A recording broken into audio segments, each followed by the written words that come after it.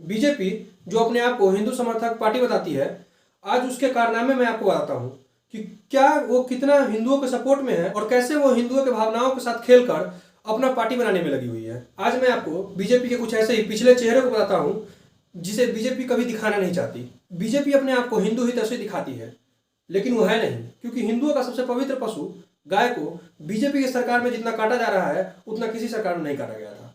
आज दुनिया में भारत सबसे बड़ा बीफ एक्सपोर्टर बन चुका है।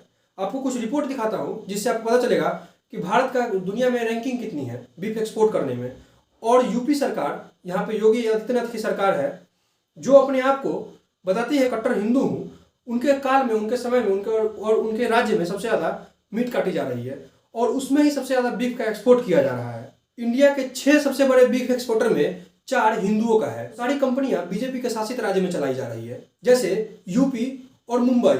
मुंबई में भी अभी एकनाथ शिंदे की सरकार है जो कि बीजेपी के साथ गठबंधन में चलाई जा रही है। इन दोनों जगह पर बीजेपी ने सबसे ज्यादा गाय का एक्सपोर्ट करवाया है। मैं आपको हिंदुओं के द्वारा चलाए जाने वाले स्लॉटर हाउस का नाम और उसका एड्रेस दिखाता हूं। आप देखेंगे जहां पे हिंदुओं के द्वारा गाय को काटा जा रहा है वो सभी स्टेट बीजेपी के शासन में चलाया जा रहा है, जैसे महाराष्ट्र और यूपी।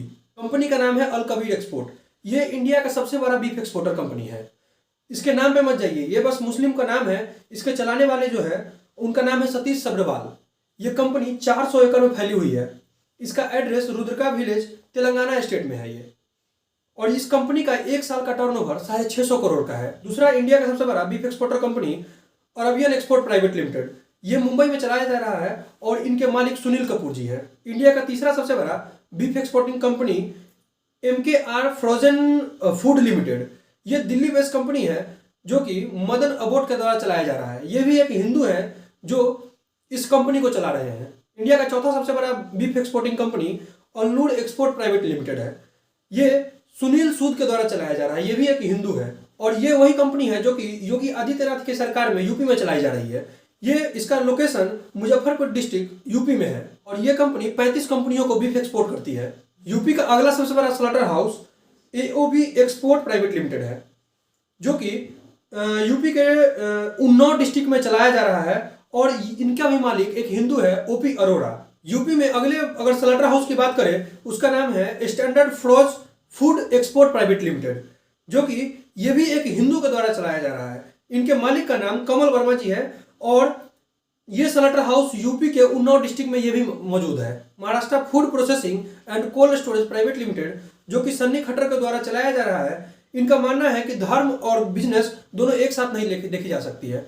इनका भी एक स्लॉटर हाउस है जो कि सबसे ज्यादा बीफ को एक्सपोर्ट करती है बाहर। अगर आंकड़े को देखें तो दुनिया में ब्राजील सबसे बड़ा बीफ एक्सपोर्टर कंपनी है। उसके बाद हमारे इंडिया का ही रैंकिंग आती है, जहां पे हिंदू की सरकार है, जहां पे हिंदुओं के द्वारा ये देश चलाया जा रहा है और हिंदू राष्ट्र बनाने की कोशिश की जा रही है। वहां पे उसके हिंदू के सबसे पवित्र पशु गाय का ये हालत भारत को हिंदू राष्ट्र घोषित करने वाले उन सभी राजनेताओं के मुंह पे तमाचा है जिनके देश में सबसे ज्यादा गाय को काटा जा रहा है। अगर आंकड़े को देखें तो पूरे दुनिया में 94 लाख मैट्रिक टन मीट का व्यापार है, जिसमें ब्राजील के द्वारा 18.55 lakh metric tonne meat export किया जा रहा है। उसके बाद इंडिया का ही रैंकिंग है। इंडिया का 18.50 लाख मैट्रिक टन इंडिया से मीट बाहर एक्सपोर्ट किया जा रहा है। उसके बाद अगर अगले इसी आंकड़े में अगले देखें तो ऑस्ट्रेलिया का है। ऑस्ट्रेलिया जो कि 1.36 लाख मैट्रिक टन मीट को एक्सपोर्ट करता है। अमेरिका इसके बाद 11.2 lakh metric tonne meat export करता है।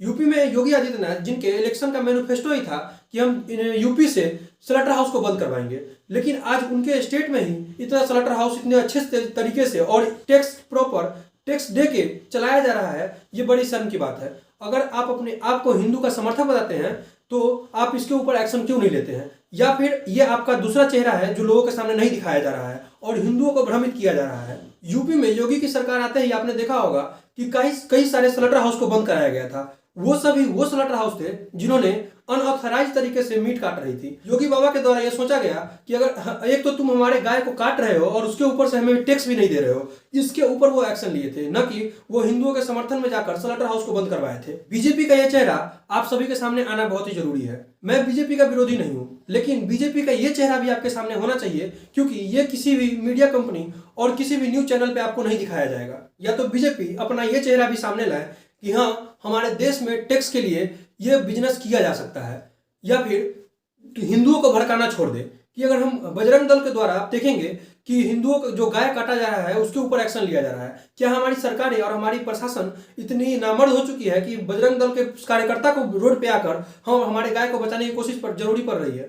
ये सब बस एक तरह से हिंदू को मोबिलाइज करने के तरीका है। क्या आपको लगता है 2014 से पहले हिंदू खतरे में था, लेकिन आज आपको ये लग रहा होगा कि अगर बीजेपी चली गई तो हिंदू खतरे में है? लेकिन ऐसा कहीं भी नहीं है। कोई भी धर्म कभी भी खतरे में नहीं जा सकता है। अगर हमारे देश में डेमोक्रेसी बचा रहेगा तो हमारा धर्म हमेशा सेफ रहेगा। अगर आप किसी भी न्यूज चैनल को खोल कर देख लें तो आपको पूरे दिन हर बीजेपी के लीडर को भगवा कपड़ों और चंदन में दिखाया जाएगा। लगेगा कि वही बस बीजेपी ही एक ऐसी पार्टी है जो कि हमारे हिंदू धर्म को बचा सकती है, लेकिन ऐसा कतई भी नहीं है। मुझे पता है कि इस रिपोर्ट से हमारे देश के कई सारे हिंदुओं की भावनाएं आहत होगी, लेकिन यह सच्चाई है जिसे हम छुपा के नहीं रख सकते, जिसे हमें देखने की जरूरत है। और यह भी पता है कि बीजेपी के आईटी सेल के द्वारा इस वीडियो को जल्द से जल्द बंद करवाया जाएगा, लेकिन हम सभी हिंदुओं और देशवासियों को इस रिपोर्ट के ऊपर देखने की जरूरत है। इस रिपोर्ट से आप कितना सहमत हैं आप जरूर बताएं।